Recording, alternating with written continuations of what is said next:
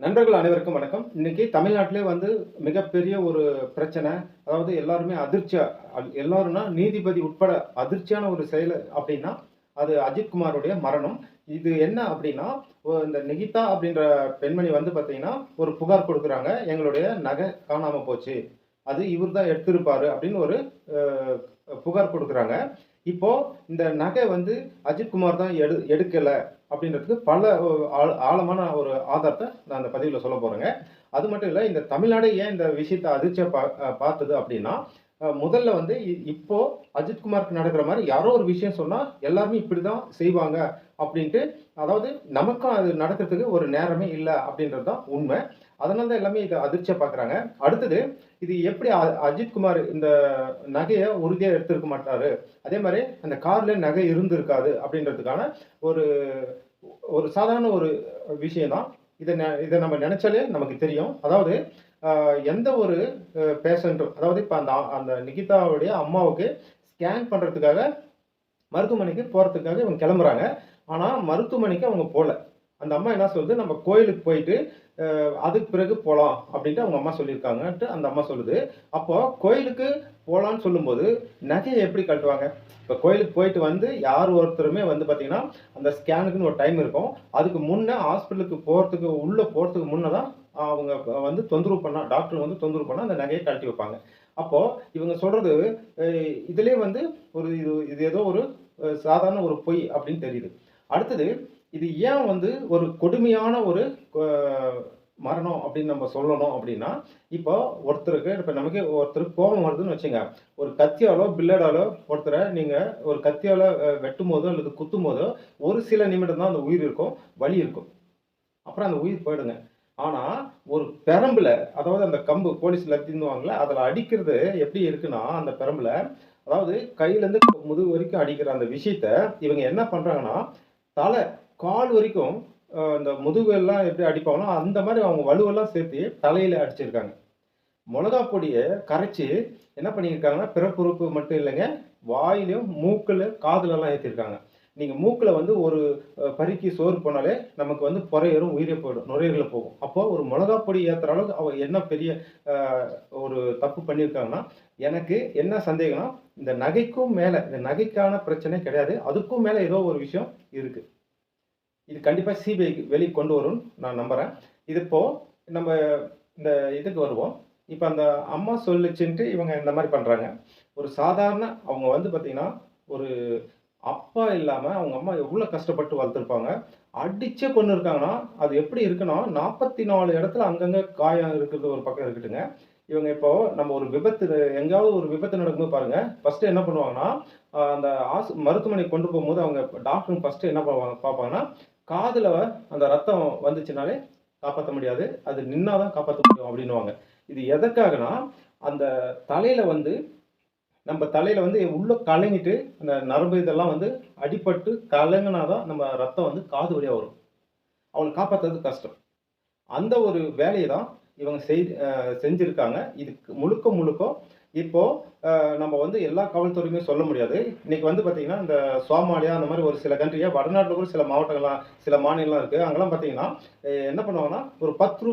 100க்குலாம் ஆள போட்டு தள்ளிட்டு போயிட்டே இருப்பானுங்க. சின்ன பிரச்சனையா அடிச்சு காலி பண்ணிட்டு போயிட்டே இருப்பாங்க, எடுத்துட்டு போயிட்டே இருப்பாங்க. ஆனா தமிழகத்திலே, இந்தியாவிலே முதன்மையான ஒரு காவல்துறைனா, தமிழக காவல்துறைன்றது எல்லாருக்குமே தெரிஞ்ச விஷயம். இந்த மாரி காவல்துறை இருக்கிறனால தான் இன்னும் நம்ம நடமாடிட்டு, அ போயிட்டு வந்துட்டு இருக்கோம். பிரச்சனை குறைவா இருந்தாலும் போயிட்டு வந்துட்டு இருக்கோம். ஒரு சில இந்த மாரியான கருப்பாடுகள கண்டிப்பா அ சரியான தண்டனை குடுக்கணும். இப்போ ஒரு நீதிபதினா, அவங்க திடீர்னு டிஎன்பிஎஸ்சி மாரி ஒரு எக்ஸாம் எழுதி அடுத்த நாள் அந்த இடத்துல உட்கார்றது இல்லைங்க. அவங்க படிப்படியா பல ஆண்டுகள் அந்த நீதித்துறையிலே இருந்து இருந்து அந்த அனுபவத்தாலயும், அந்த சீனியர் அப்படின்ற முறையிலும் அவங்க அந்த இடத்துக்கு வராங்க. படிப்போட இந்த மாரியான எ அனுபவத்தை வச்சும் அவங்க வராங்க. அவங்க எத்தனாயிரமான இந்த பெரிய பெரிய பிரச்சனைலாம் அவங்க பார்த்திருப்பாங்க, தீர்ப்பு குடுத்திருப்பாங்க. அப்படிப்பட்ட நீதிபதிகள் அந்த போஸ்ட்மார்டம் ரிப்போர்ட்ட பார்த்துட்டு அதிர்ச்சி ஆகுறாங்க. அவங்களாலயும் நம்ப முடியல. அவங்களுக்கே பெரிய அதிர்ச்சியா இருக்கு. ஒரு சாதாரண மனிதர்னா பரவாயில்லைங்க. கடுமையான கண்டனம் தெரிவிக்கிறாங்க. எப்படி இது நீங்க பண்ண முடியும்? ஒரு கம்ப்ளைண்ட் குடுக்காம, ஃபைல் பண்ணாம, எஃப்ஐஆர் பண்ணாம ஒரு பெண்மணி சொன்னாங்க அப்படின்றதுக்கு, எப்படி நீங்க இந்த மாரி பண்ண முடியும்? அப்படின்ட்டு ஒரு நீதிமன்றமே கேட்குது. இதுக்கு இது என்ன காரணம்னா, அதாவது அவங்க வந்து என்னன்னா, அவங்க அவங்க அம்மாவால நடக்க முடியாது.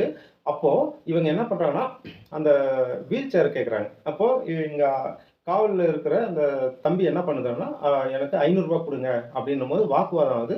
இப்ப என்னன்னா, அந்த ஒரு ஈகோ இவன பழி வாங்கணும். ஏன்னா பெரும்பாலும் பார்த்தீங்கன்னா, பெண்கள் ஒண்ணு சொன்னா உடனே அ இது எல்லாமே நடக்கிற விஷயம் தான். எல்லாமே கேள்வி கேட்பாங்க. பெரிய பிரச்சனை பண்ணுவாங்க. ஆனா ஒரு ஆண்களுக்குன்னு அவ்வளோ பெரிய பிரச்சனை, ஒரு பெண்ணால ஆண்களுக்கு ஏற்படுற பிரச்சனைய யாரும் பெருசா பேச மாட்டாங்க. ஓகேவா? அதனால இவன் பழி வாங்கணுன்ற நோக்கத்துல தான் இந்த மாரி பண்ணியிருக்காங்களே தவிர, அந்த தம்பி நகைய எடுக்கல. இது இது என்ன 2 விதமான காரணம் நான் சொல்றேங்க.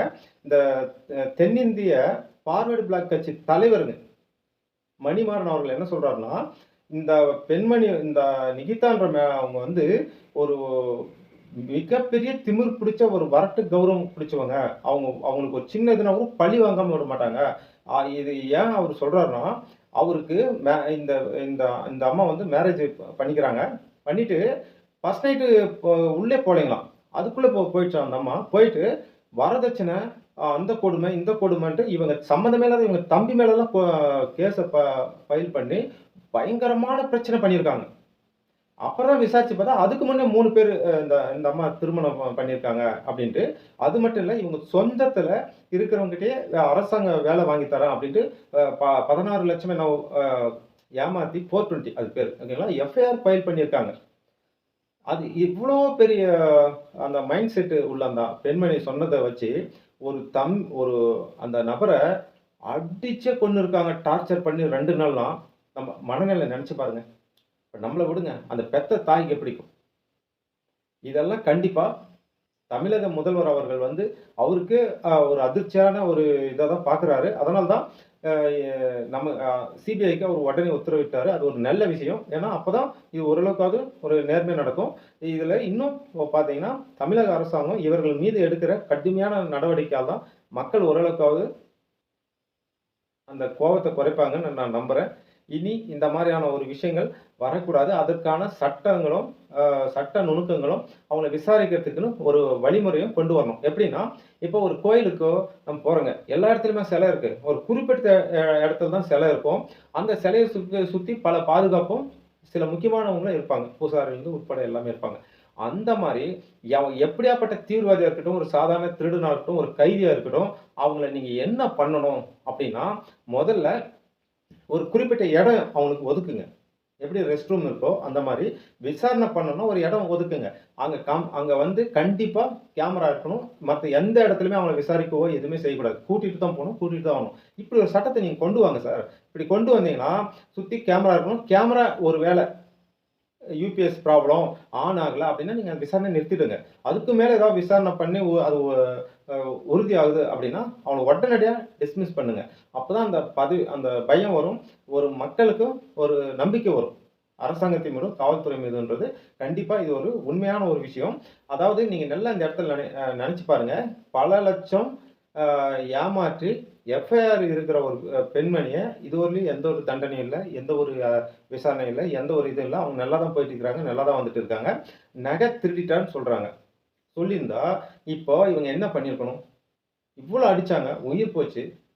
ஆனா அந்த நகை வந்துச்சா? அந்த தம்பி எடுத்திருந்தா கண்டிப்பா வந்திருக்கும். ஆனா அவங்க எடுக்கல. இது நெனச்சு பாருங்க.